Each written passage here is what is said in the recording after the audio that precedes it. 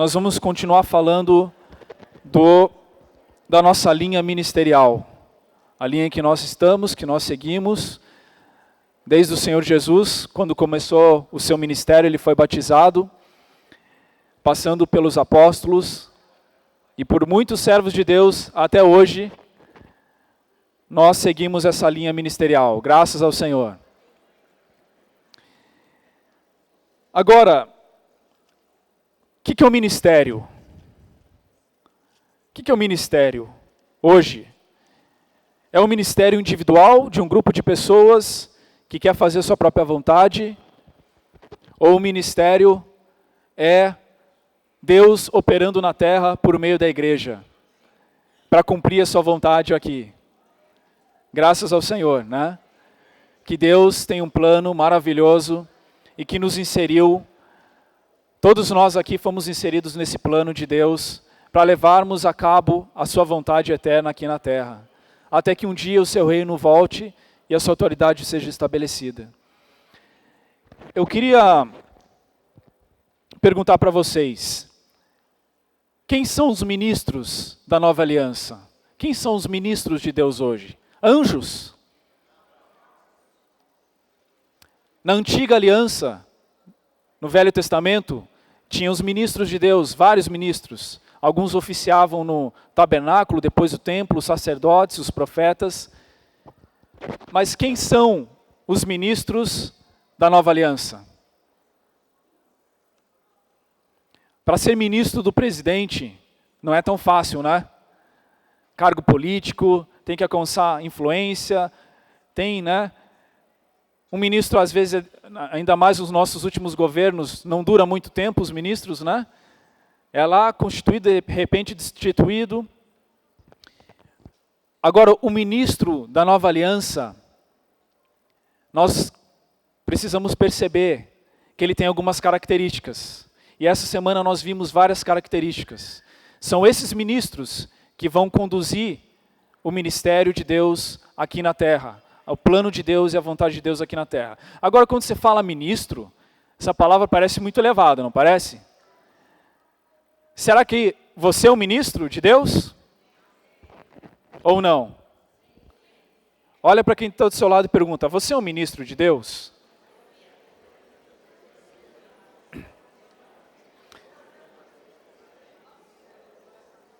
Legal, né? Falar, puxa, temos aí o ministro Ildeu, né? E a ministra Abigail. Olha lá, que coisa, né? Não que nós enfatizemos nome e posição, mas, irmãos, Deus nos deu essa função de cumprir o seu ministério aqui na terra. E, portanto, nós podemos, sim, devemos ser ministros de Deus, ministros de uma nova aliança. Mas um ministro é uma pessoa que ela é excepcional, muito técnica, conhecedora da Bíblia de forma perfeita, alguém que não tem erros, não tem falhas, alguém como Saulo, antes de virar Paulo, que perfeito na lei, conhecedor, cumpria tudo à risca. Esse é um ministro? Um ministro, ele reconhece, primeiro de tudo, que ele precisa depender de Deus porque ele é fraco. Paulo fala, nós somos ministros de uma nova aliança e a nossa suficiência não é de mim, não é minha. A minha suficiência não vem de mim mesmo. Não do que eu posso fazer, não do que eu sou capaz, mas a minha suficiência vem de quem? De Deus. Fale para Deus, Deus, a minha suficiência vem de Ti. Eu dependo de Ti. Eu não tenho força em mim mesmo, eu dependo de Ti. Então, um ministro de Deus está mais parecido com você? Você acha que você é fraco? Eu acho que eu sou fraco. Como foi a tua semana? Forte em você mesmo, venceu tudo, conseguiu tudo. Conta perfeita, conta corrente azul. Nem problema com o chefe, nem problema com os filhos. Marido, esposa, relacionamento, tudo certo. Orou todos os dias pelas pessoas. É essa a nossa vida, irmãos? Ou realmente nós precisamos reconhecer, eu sou fraco e eu preciso do Espírito de Deus. Eu não tenho condições de agradar ao meu Senhor se eu não depender dEle. Eu fracasso, todo dia que eu não estou no Espírito é um fracasso. É morte, é derrota, é vergonha. Eu cedo às tentações, mas eu preciso do Senhor. Eu não vou desistir, eu creio na palavra dEle. Ele precisa de ministro, Senhor, eis-me aqui. Eu quero ser o teu ministro. Amém? E os discípulos então, quando o Senhor morreu, e teoricamente, né, o ministério ali, o ministério terreno do Senhor acabou, vamos dizer assim. Quando o Senhor voltou e eles estavam naquela casa fechada, e o Senhor entrou como Espírito, assustou eles ali, né? O Senhor soprou o Espírito dentro deles. E eles ali, a partir daquele momento, eles tinham que perceber que o ministro de uma nova aliança não vive de acordo com a lei, vive de acordo com outra coisa, que é celestial, que é de outra dimensão, vive de acordo com o Espírito. Os olhos não são mais olhos físicos. Enquanto o Senhor estava com eles, eles seguiam o Senhor, viam o Senhor, acompanhavam o Senhor, viam como Ele agia, era mais simples, não é? Já pensou estar aqui com o Senhor? Se o Senhor pular aqui na reunião, eu vou pular. Ou não? Se o Senhor quiser cantar um hino mais forte e quiser vir aqui na frente, eu venho. Mas quando o irmão aqui, jovem, chama para vir na frente, não precisa vir. Mas se fosse o Senhor, era mais fácil. Agora, olhando pelo Espírito, as coisas são mais difíceis, não é? É outra vida, é um outro viver. Mas o Senhor quer aqueles ministros que hoje vivem pelo Espírito interior, que exercitam o Espírito, que veem o que os outros não veem, que diante das circunstâncias, todo mundo está vendo trevas, todo mundo está vendo só chuva, a tempestade, mas você está ali dormindo no barco como o Senhor estava dormindo. Por quê? Porque você tem o Espírito dele, que está dentro de você. E exercitando esse Espírito, e servindo ao Senhor. Pentecostes, o dia de Pentecostes, muita gente gosta, né, do Espírito de poder. Muitos grupos cristãos enfatizam bastante isso. Eu preciso de poder, o Espírito tem que descer, e tem que falar em línguas, e tem que acontecer, e a reunião tem que, o vento impetuoso. Mas o poder só vem para aqueles que exercitam o Espírito interior. Não adianta você buscar o poder e não busca comunhão pessoal com o Senhor. Não busca experiência individual com o Senhor, no seu dia a dia. O poder não vai vir assim do nada, irmãos. No Antigo Testamento, para algumas funções específicas, o poder vinha exteriormente. Mas no Novo Testamento, o Senhor tem uma outra forma de trabalhar. E nós precisamos ser sensíveis a essa outra forma. Então, por exercitar o Espírito, por estarem ali em comunhão com o Senhor, no dia de Pentecostes, o Espírito encontrou um ambiente, pessoas adequadas, pessoas preparadas para receber poder e ali expandir a obra do Senhor, e ali exercer o ministério. Veio por fora, mas por outro lado, esse Espírito dentro dele estava borbulhando. Irmãos, nós nunca podemos perder o fogo do Espírito interior.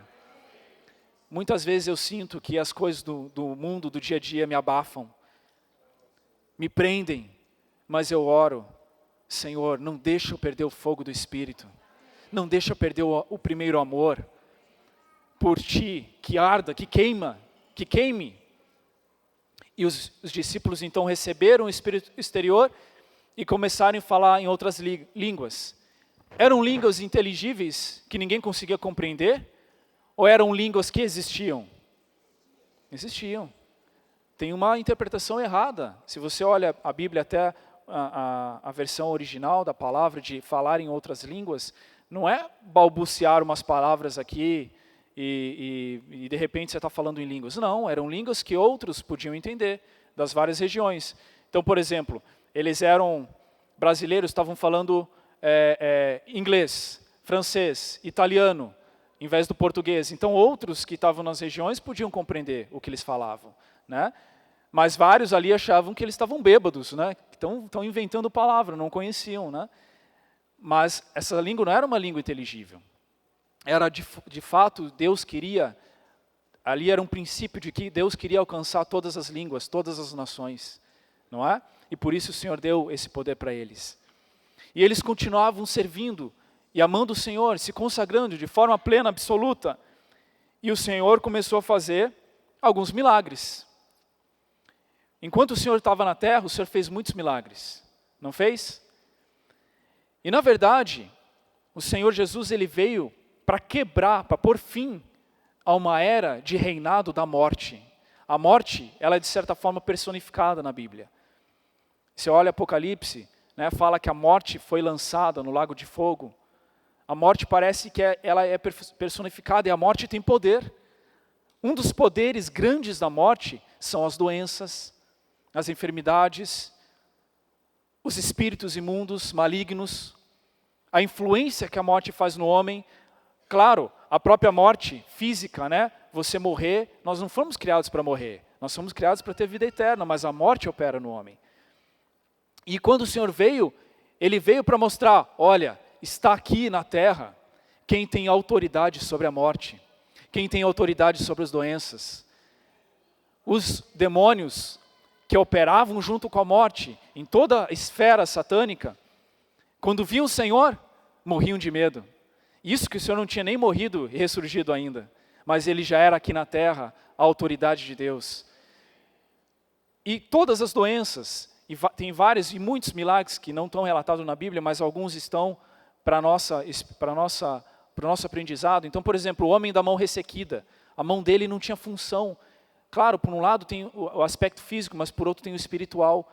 Às vezes a nossa mão não consegue servir o Senhor, a mão é para servir, para ofertar, para se entregar ao Senhor. O Senhor tem poder para curar, para fazer com que você consiga servir o Senhor. Aqueles que estão paralíticos, não conseguem andar, pregar o evangelho, funcionar, mas o Senhor é capaz de curar.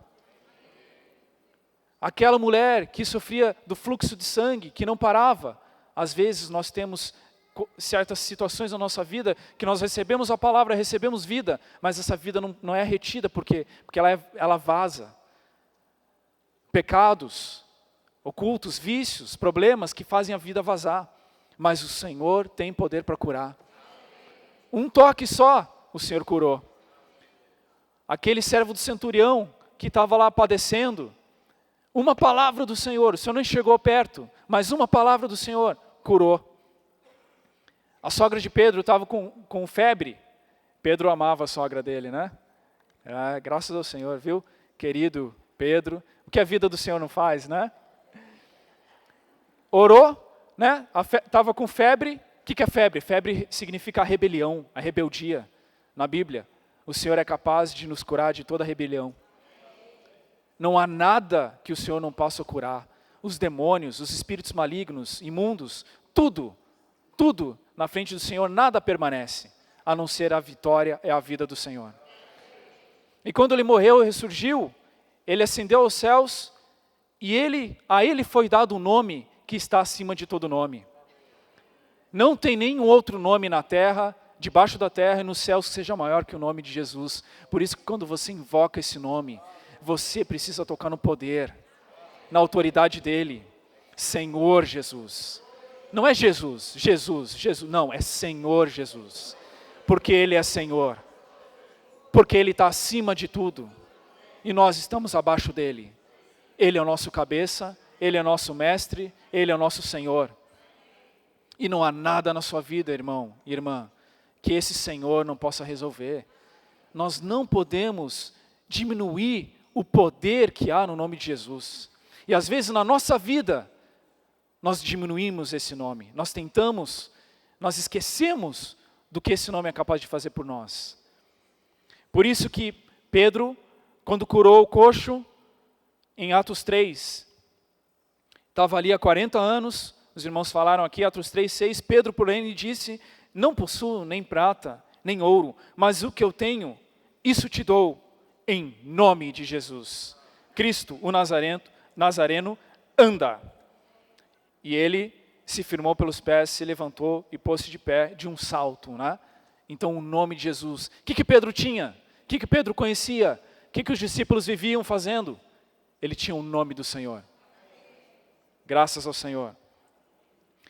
Versículo 16, 3:16. Pela fé, em nome de Jesus, é que esse mesmo nome, olha lá, em nome de Jesus, mesmo nome, fortaleceu a este homem. Fale para quem está do seu lado, ó, em nome de Jesus, que você seja forte, fortalecido, se fortaleça no nome do Senhor.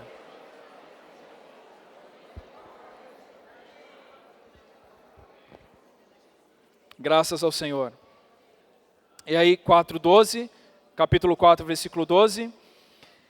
E não há salvação em nenhum outro, porque abaixo do céu não existe nenhum outro nome dado entre os homens, pelo qual importa que sejamos salvos. Aleluia. Agora, eu pergunto para vocês, em Atos 5:12, olha só que interessante. 5:12. Muitos sinais e prodígios eram feitos entre o povo pelas mãos dos apóstolos, e costumavam todos reunir-se de comum acordo no pórtico de Salomão.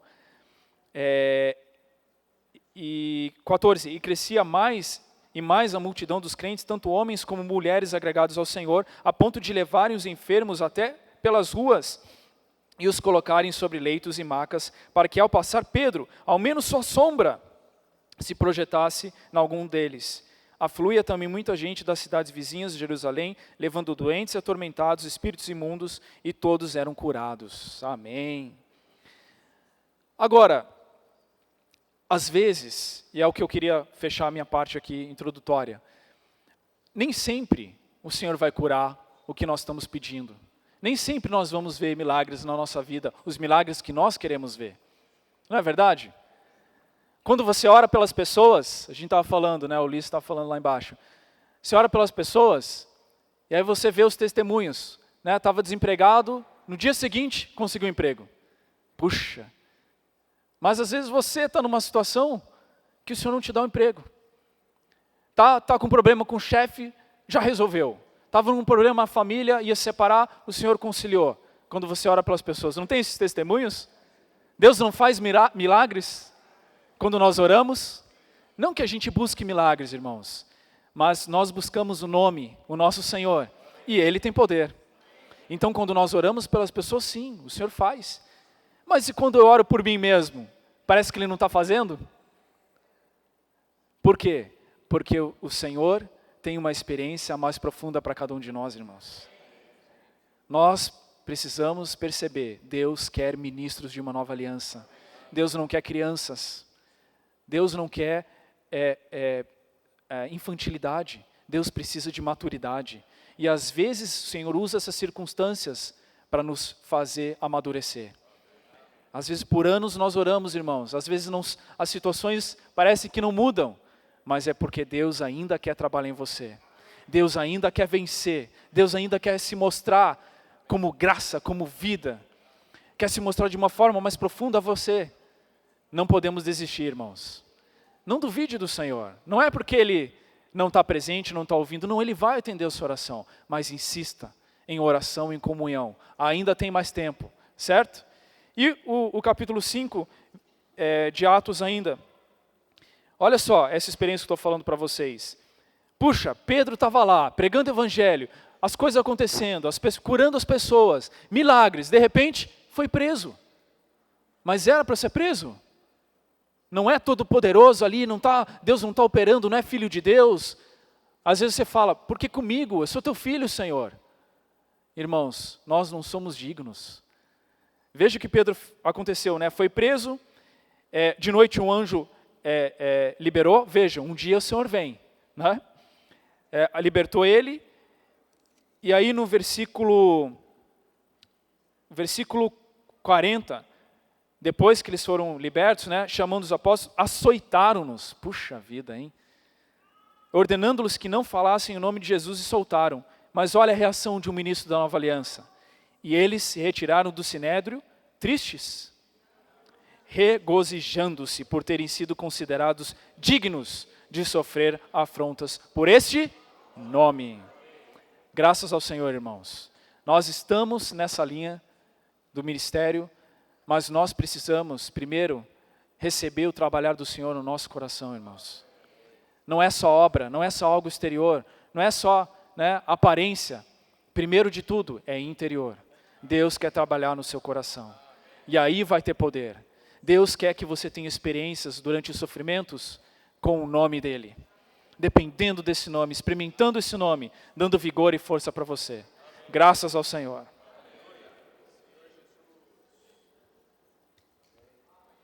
Senhor Jesus, graças ao Senhor nós temos esse nome para invocarmos. Senhor Jesus. Vamos fechar nossos olhos, irmãos, vamos invocar um pouquinho o nome do Senhor? Senhor Jesus, Senhor Jesus, Senhor Jesus, Senhor Jesus. Filipenses capítulo 2, versículo 9 fala assim: pelo que também Deus o exaltou sobremaneira, e lhe deu o nome que está acima de todo nome. Louvado seja o Senhor, amados irmãos e irmãs, porque hoje nós temos um nome para invocarmos. E esse nome é o nome que está acima de todo nome. Certa vez, a minha esposa Beth estava lendo um livro, As Maiores Personalidades da História, né? E ali, na classificação geral, de 1 até 100, as pessoas que mais influenciaram a humanidade, colocaram Jesus como terceiro, em termos de importância, né? Vocês acham isso justo, irmãos? Qual lugar deveria o senhor estar? Na verdade, nenhum nome daquela lista poderia se comparar ao nome do Senhor Jesus, não é verdade? Mas amém, e nós esperamos que muitos desses que pensam que existem outros nomes, por meio do posso orar por você, vão conhecer o nome que está acima de todo nome, amém? Louvado seja Deus. Essa única linha ministerial, o tema dessa semana, irmãos, ele é bastante abrangente, né? Quem leu o Alimento Diário, participou da conferência, viu, é uma mensagem longa, muito completa, e resumo do resumo, nós fazemos parte deste único ministério, amém? A única linha ministerial. Essa linha ministerial, irmãos amados, começou com o Senhor Jesus. O Senhor Jesus foi o primeiro apóstolo enviado da parte do Pai. Tudo que ele fazia não era ele fazendo, ele reconhecia: as obras que eu faço, não as faço por mim mesmo. Quem fazia as obras era o Pai. Então, irmãos, aí depois do Senhor Jesus, um ministro fiel, um apóstolo fiel, vieram os outros apóstolos. O Senhor soprou para dentro deles, e aí não apenas soprou o Espírito como vida para dentro dos discípulos, mas também em Atos 2, a gente vê que o Senhor revestiu os discípulos com poder. Então eles tinham a vida dentro deles, e eles tinham o poder do Espírito revestindo cada um deles. E para nós hoje também, irmãos, é a mesma coisa. Nós precisamos, por um lado, do Espírito interior. Nós precisamos do Senhor como nossa vida, mas nós precisamos também de um poder que não vem de nós mesmos, é o poder que vem de Deus. Quando a gente vai orar com as pessoas, ontem muitas irmãs e irmãos saíram orando pelas pessoas. Eu pergunto para vocês que saíram ontem, você conseguiu fazer as coisas por você mesmo, ou você percebia que tinha o Espírito com você fazendo as coisas? Irmãos, nós não podemos fazer nada, você concorda? A força não está em nós, a força está no Espírito, amém? E aí depois dessa mesma linha ministerial, o irmão Pedro detalhou bastante, Atos capítulo 1 até o capítulo 11, ele discorreu ali nessa mensagem, estou resumindo, mostra que Pedro, com muita ousadia, João, né, saíram e eles pregavam o evangelho e convertiam multidões por causa desse poder que eles tinham e ganhavam muitas pessoas para o Senhor. E como o Billy mencionou, aquele caso do coxo ali na porta do templo, irmãos, o Pedro falou: eu não tenho prata, não tenho ouro, mas uma coisa eu tenho e isso eu te dou, pelo nome de Jesus, levanta-te. Então, você vê, irmãos, que esse nome tem poder. Os apóstolos não tinham dinheiro, mas eles tinham o poder do Espírito. Então, quando eles falavam, o Espírito falava por meio deles e curava as pessoas, faziam sinais e prodígios. E aliás, irmãos, louvado seja o Senhor, esses sinais e prodígios, nós hoje também estamos vendo. Por meio do posso orar por você, nós temos visto que o poder de Deus tem feito coisas na vida das pessoas. Quem aqui já teve essa experiência? Eu acho que muitos de nós já teve, onde você orou por uma pessoa e depois, sei lá, no mesmo dia ou no dia seguinte, ela liga para você ou te procura toda alegre, olha, Deus já respondeu a minha oração. Louvado seja o Senhor. Então os sinais, irmãos, estão acontecendo. Deus está abençoando as pessoas. E esse mover, posso orar por você, não é de homem, não foi homem nenhum que começou, foi o Espírito que começou. Então, irmãos, hoje nós temos essa prática muito boa. Eu acho essa prática maravilhosa. Porque a oração é aceita pela maioria das pessoas. Pelo menos na minha experiência, raríssimas vezes a pessoa não aceita a oração. Até ateu a gente tem orado. Os ateus que não querem saber de Deus, eu sou ateu, graças a Deus, eles falam, né? Então, eu vou orar por você, tudo bem? Eles aceitam a oração, até ateu aceita, né? Então, louvado seja o Senhor, irmãos. Assim nós vamos, como aconteceu em Atos, nós vamos ganhar a simpatia do povo. E mais do que ganhar a simpatia do povo, nós queremos ganhar pessoas para o Senhor. Que o Senhor continue nos abençoando. E aí, depois... Pedro, então, nós vimos ali no Alimento Diário essa semana, ele foi perdendo a influência, a liderança. E Tiago, que era irmão na carne do Senhor Jesus, começou a assumir a liderança da igreja em Jerusalém. Tiago era uma pessoa muito flexível e permitiu que coisas do judaísmo fossem misturadas com a igreja. Então, irmãos, nós sabemos, ali o Espírito não tinha mais como atuar. E aí o que aconteceu? Ao mesmo tempo que isso foi acontecendo com Jerusalém, ou seja, o Espírito começou a perder a vez, porque começou a se misturar muitas coisas. O Senhor levantou a igreja em Antioquia e lá estava o apóstolo Paulo, não vou contar a história dele, como ele se converteu. Vocês se lembram que ele era um perseguidor, ele consentia com a prisão e morte dos irmãos. Pasmem, essa pessoa se converteu e se tornou um apóstolo. Parênteses, irmãos, nunca desista de ninguém. Sabe aquela pessoa que te enche a paciência, que pega no seu pé, que você fala, esse certamente vai para o inferno um dia. Essa pessoa tem esperança. Se Saulo de Tarso teve esperança, essa pessoa aí também tem esperança. Possamos ter tal fé, né? Senhor Jesus. E aí então... Nós sabemos o que Paulo fez, ele ministrou, escreveu tantas coisas, 14 epístolas do Novo Testamento, que tem 27 epístolas, ele escreveu 14, né? Então foi muito usado por Deus. Mas, irmãos, depois de um tempo, então, nós vimos que o Senhor separou João, né? João mantém a linha ministerial e ele enfatiza o Espírito e a vida. E você pode perceber, uma passagem da Escritura que sempre me causou dúvidas, era quando o Senhor fala assim, que João ia permanecer até que ele voltasse. Como pode isso? Onde é que está o João até hoje, que eu não vi? Ele já morreu. Então, peraí, Senhor, como é que eu vou interpretar que ele vai permanecer até que eu volte? Irmãos, o que o Senhor estava falando ali era com respeito ao ministério de João. João estava seguindo a mesma linha ministerial que começou com o Senhor Jesus, passou para o apóstolo Pedro, Paulo, João. É a mesma linha ministerial. E João fala do Espírito da vida, indicando que o que vai permanecer até a volta do Senhor é este ministério de Espírito e vida. Nós, eu e você, estamos no ministério de Espírito e vida. Amém? Quando você ora pelas pessoas, você está produzindo o que naquela pessoa? Vida por meio do Espírito. Então, esse ministério permanecerá até a volta do Senhor. Mais tarde, vários servos de Deus foram usados na história da igreja. O irmão Atmani, mais recentemente, no século passado, o irmão Whitney Lee, o irmão Dong Yulan, todos seguindo, irmãos, a mesma linha ministerial. Só há uma linha ministerial. A essa linha ministerial, nós todos seguimos. Amém? E hoje nós fazemos parte, tá bom? É interessante, só para concluir essa parte de revisão do livro de Atos, quando houve perseguição na igreja em Jerusalém, eles sofreram perseguição.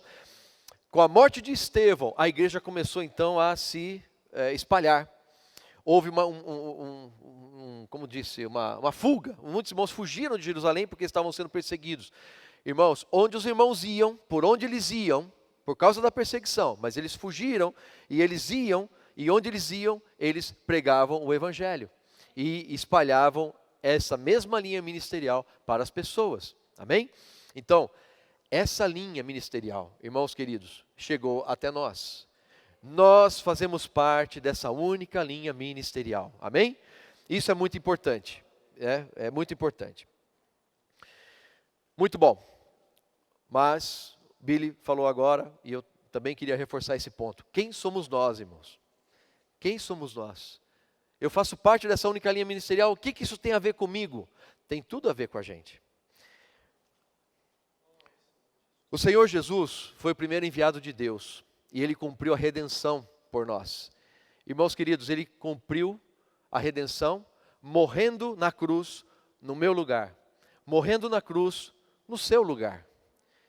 E graças a Deus, Deus o aceitou, porque Ele era puro, Ele era santo, Ele era sem pecado, Ele cumpriu tudo direitinho, do começo até o fim. Como Ele morreu e Ele era santo e não pecou, Deus o ressuscitou. E em ressurreição, a palavra fala, irmãos, que Ele se tornou o Espírito que dá vida, disponível para todo aquele que o invocar. Todo aquele que crer e invoca esse nome, recebe para dentro de si o próprio Deus. Então, isso é maravilhoso.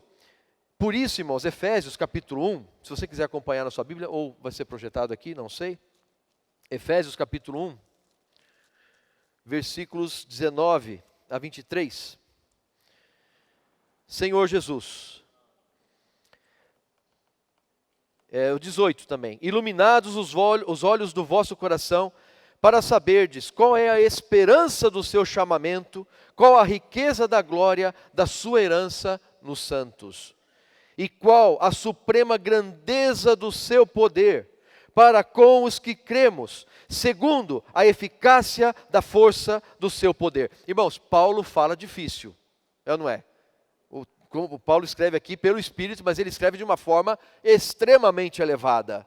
Mas o sumo disso aqui, o resumo disso aqui é o seguinte: a grandeza do poder é de quem?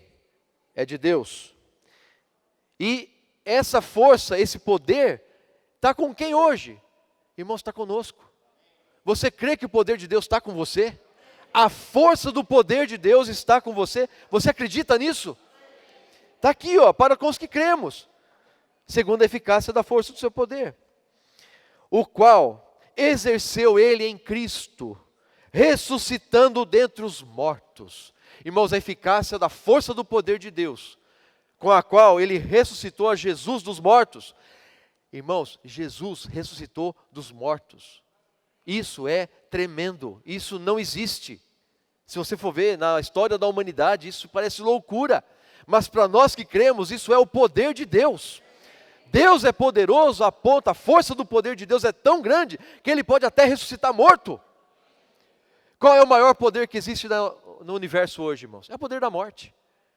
É a bomba atômica, muito poderosa, mas o que a bomba atômica causa? Morte. Qual que é o poder final na história da humanidade? Morte. Essa morte, irmãos, entrou em todos os homens, porque todos pecaram. Então, o ser humano jaz no maligno, ele está morto por causa do pecado. Mas dentro de nós, irmãos, tem uma força que é eficaz. E essa força foi exercida em Cristo, ressuscitando dos mortos e fazendo-o assentar à sua direita nos lugares celestiais. Irmãos amados, hoje lá no céu, nós temos um sumo sacerdote que intercede por nós todo o tempo. Ele vive para interceder por nós. Até hoje, Ele está intercedendo por nós. Graças a Deus Ele está lá. Primeiro homem na glória. Homem, ser humano, não tinha estado na glória. Em Jesus, hoje há um homem na glória. E é para lá que nós vamos. Tá certo? Qual é o objetivo final de Deus, irmãos? O Senhor Jesus falou, para que onde eu esteja, estejais vós também. Vou para junto do Pai. Onde que o Senhor Jesus está? Ele está no Pai. Onde que Ele quer que você e eu estejamos? No Pai. Irmãos, um dia nós vamos ser inseridos na glória de Deus. Vamos ser totalmente imersos em Deus. Você vai esquecer que você sofreu, tudo que está sofrendo agora, você vai esquecer. Porque você vai estar imerso na glória de Deus. Você vai se perder na glória de Deus. E você vai amar estar dentro da glória de Deus. Vai ser bom demais estar dentro da glória de Deus. Que sensação, irmãos. Que coisa maravilhosa.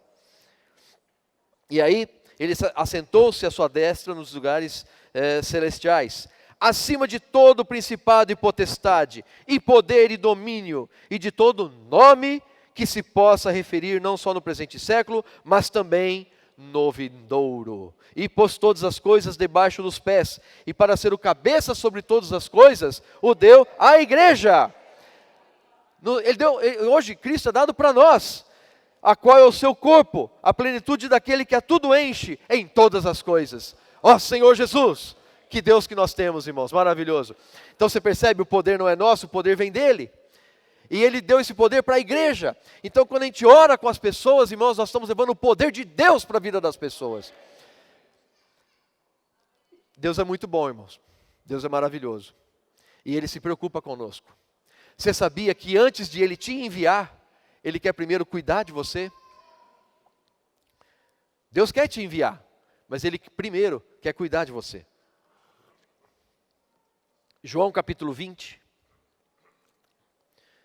Senhor Jesus, João capítulo 20.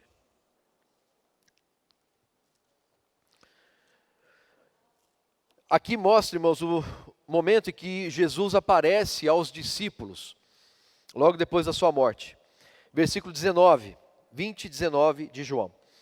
Ao cair da tarde daquele dia, o primeiro da semana, trancadas as portas da casa onde estavam os discípulos, com medo dos judeus. Irmão, o Senhor Jesus tinha sido crucificado, tinha sido morto, o líder tinha morrido. O que vai acontecer com os seguidores desse líder? Você ia ficar com medo. O meu líder morreu, se ele morreu, o que vai acontecer comigo? Vão me perseguir também? Eles estavam com medo, muito medo. Irmão, você tem medo? Irmã, você tem medo? Acontece com você de ter medo no dia a dia? Estavam com medo dos judeus. Veio Jesus, pôs-se no meio deles e disse-lhes: paz seja convosco. Irmãos, ao seu redor pode estar um mar turbulento, mas no seu interior você tem paz. Porque o Senhor Jesus é que nos dá essa paz. Então quando Ele chega no meio dos discípulos, a primeira coisa que Ele fala é: paz seja convosco. Que alívio para os discípulos, irmãos. Eles estavam com medo, eles estavam com as portas trancadas, morrendo de medo. Chega o Senhor Jesus, a primeira coisa é paz. Ele abençoa os discípulos com paz. Você está sentindo paz nessa manhã? Você está em paz? Essa semana foi tão corrida, tão difícil, mas agora você está em paz. Louvado seja Deus. A presença do Senhor Jesus, irmãos, nos traz paz. Ó Senhor Jesus. E dizendo isto, lhes mostrou as mãos e o lado. Alegraram-se, portanto, os discípulos ao verem o Senhor. Ó Senhor, que coisa maravilhosa, o Senhor está aqui de novo. Disse-lhes, pois, Jesus outra vez: paz seja convosco. Assim como o Pai me enviou, eu também vos envio. Amém? Irmãos, o Senhor queria enviar os discípulos. Essa paz que nós temos, como é aquele hino que nós temos, né? Essa paz que sinto em minha alma, não é porque tudo me vai bem. Essa paz que eu sinto em minha alma, é porque eu amo o meu Senhor. Né? Aleluia. E esse Senhor fala, oi? Não olhe as circunstâncias, olhe o seu amor. Não me guio pelo que eu vejo, me guio por Ele. É mais ou menos isso que fala o hino, né? A Ele vou, aleluia. E aí, Ele envia, você vê que estava no coração do Senhor enviar os discípulos, irmãos, porque Ele quer dar essa paz, Ele quer dar essa vida para muita gente. Então, quando a gente vai orar com as pessoas, nós estamos levando a presença do Senhor para elas. E Deus quer muito isso. Mas eu queria voltar um pouquinho ainda. Antes de enviar, olha o que o Senhor fez.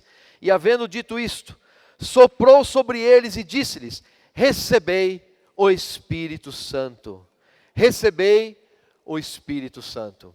Irmãos, os discípulos receberam o Espírito por meio do soprar do Senhor. O Senhor soprou para dentro deles o Espírito.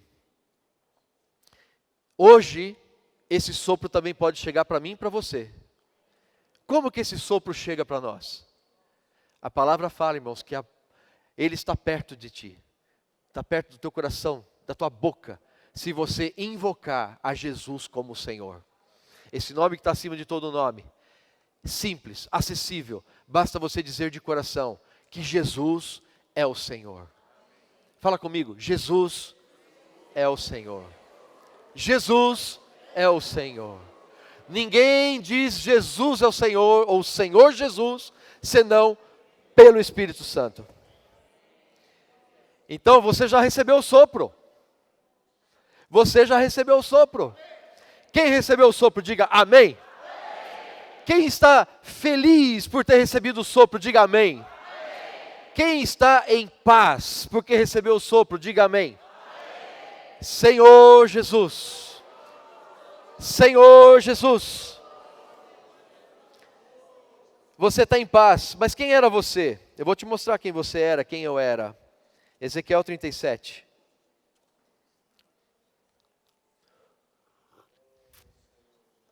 Versículo 1. Veio sobre mim a mão do Senhor, Ele me levou pelo Espírito do Senhor e me deixou no meio de um vale que estava cheio de ossos.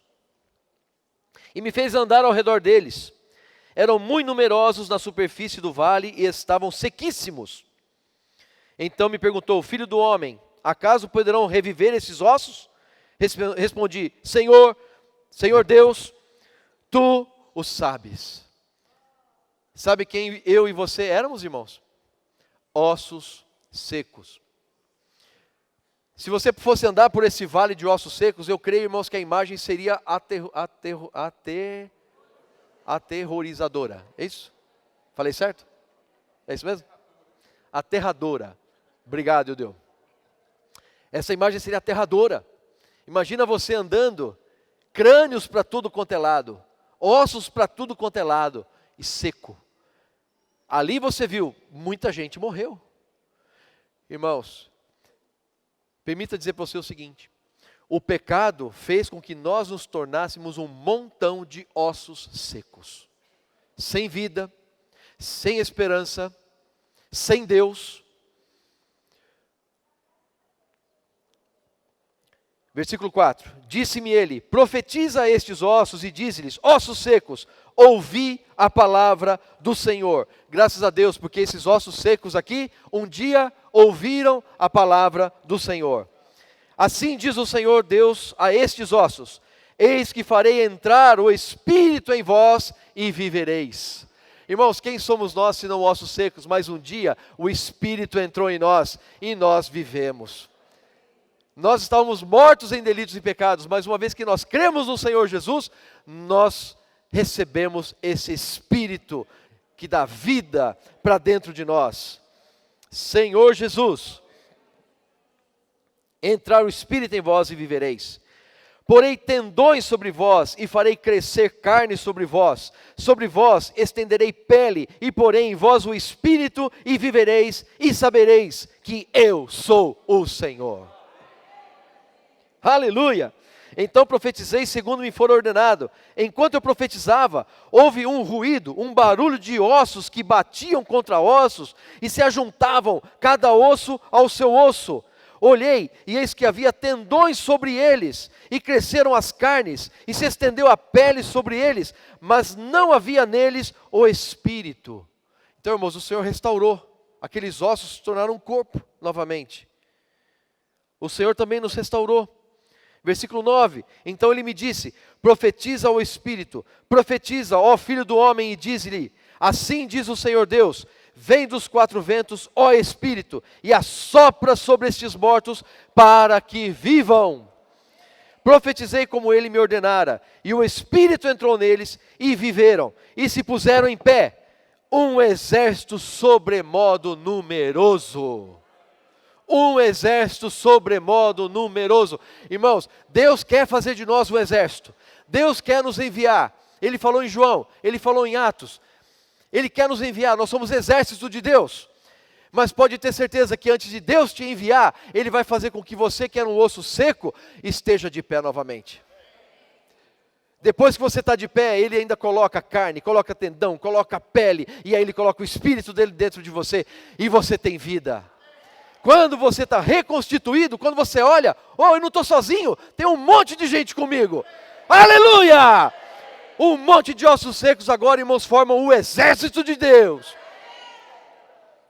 É de arrepiar, irmãos. Que coisa maravilhosa.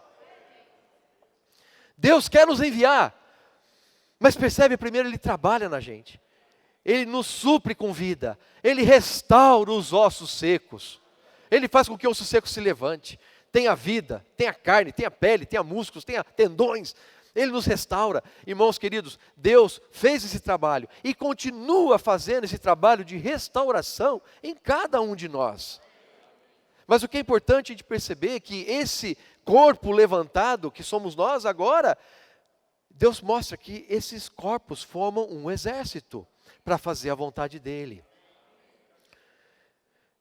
Como o Senhor mesmo falou em João 7, 37 a 39, irmãos, quem crer em mim, do seu interior fluirão rios de águas vivas. Então, quando a gente está pregando o Evangelho, quando a gente está orando pelas pessoas, pode ter certeza, não é você que está fazendo nada, é o Senhor que está fluindo a partir de você. Ele é que está fluindo como o rio da água da vida e está alcançando aquela pessoa. Irmãos, é o Espírito que está convencendo a pessoa do pecado, não é você, fica tranquilo. A sua parte é simplesmente deixar o Espírito sair. É sair da sua boca a seguinte frase: posso orar por você, e deixa o Espírito fazer o resto. Quando você estiver orando, os rios vão estar fluindo. O osso seco agora é um exército que flui água da vida. E está alcançando e suprindo as pessoas com essa vida maravilhosa. Ó Senhor Jesus, louvado seja o Senhor, irmãos. Então, nós levamos essa vida para as pessoas, fluímos o Espírito para as pessoas. Isso, irmãos, é retratado. Se você for ver em Atos capítulo 2, qual o segredo dos apóstolos? Atos capítulo 2. Atos 2, versículo 1. Veja bem, neste momento, no dia de Pentecostes, os discípulos já haviam recebido o Espírito, o Senhor já havia soprado o Espírito dentro deles. Ou seja, os ossos secos já tinham recebido vida, tá certo? Os ossos secos já tinham sido levantados, como nós também fomos levantados pelo Senhor, tá certo? Nós temos vida agora, louvado seja Deus. Então, ao cumprir-se o dia de Pentecostes, estavam todos reunidos no mesmo lugar. De repente, veio do céu um som, como de um vento impetuoso, e encheu toda a casa onde estavam assentados. Apareceram distribuídas entre eles línguas como de fogo, e pousou sobre cada um deles. Todos ficaram cheios do Espírito Santo e passaram a falar em outras línguas, segundo o Espírito lhes concedia que falassem. Irmãos, veja bem, por um lado, o Senhor Jesus soprou o Espírito dentro de nós. Nós recebemos o Espírito da vida, e nós que éramos um vale de ossos secos, sem esperança, numa prisão, destinados para o lago de fogo, o Senhor nos pôs de pé, nos deu vida, nos reconstituiu, tá certo? Agora nós somos exército, mas esse exército não tem força em si mesmo. Ele precisa do poder que vem do Espírito de Deus. A força operante do poder é de Deus. A gente precisa desse poder. Então aqui o Senhor reveste os discípulos com poder. Então tem essa pequena diferença. O Espírito, irmãos, é o mesmo, mas o Espírito em João 20 foi o Espírito soprado para levantar, para dar vida, para colocar o osso seco em pé e formar o corpo, tá certo? E formar você agora está vivo, louvado seja Deus. Mas agora para você sair, é preciso mais que o sopro de vida, você precisa de um vento impetuoso. Então percebe, em João 20, você tem o sopro de vida para te levantar. Em Atos 2, você tem o vento impetuoso para te enviar para a obra. Então, irmãos, o Espírito é o mesmo, mas ele te dá tanto a vida quanto o poder.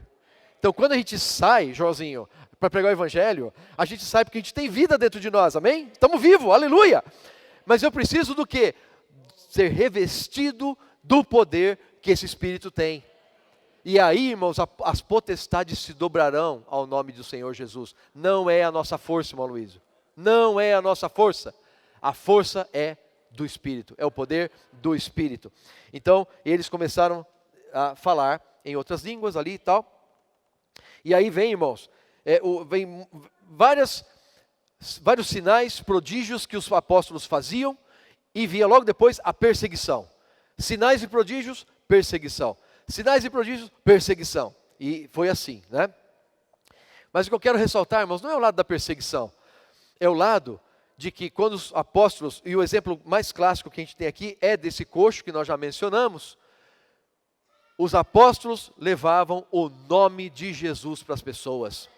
O poder que estava no nome. E eu repito, Pedro, João, olharam para aquele homem, coitadinho, 40 anos ali, sem chance nenhuma, pedindo esmola. E Pedro fala, prata e ouro eu não tenho, mas o que eu tenho eu te dou. Em nome de Jesus, levanta-te. Então, irmãos, todos os sinais e prodígios que aconteceram na igreja foram por causa do nome do Senhor Jesus. Quem somos nós? Osso seco, que Deus restaurou pela misericórdia dele. Hoje eu estou de pé, amém? Eu tenho a vida de Deus, Deus já soprou dentro de mim.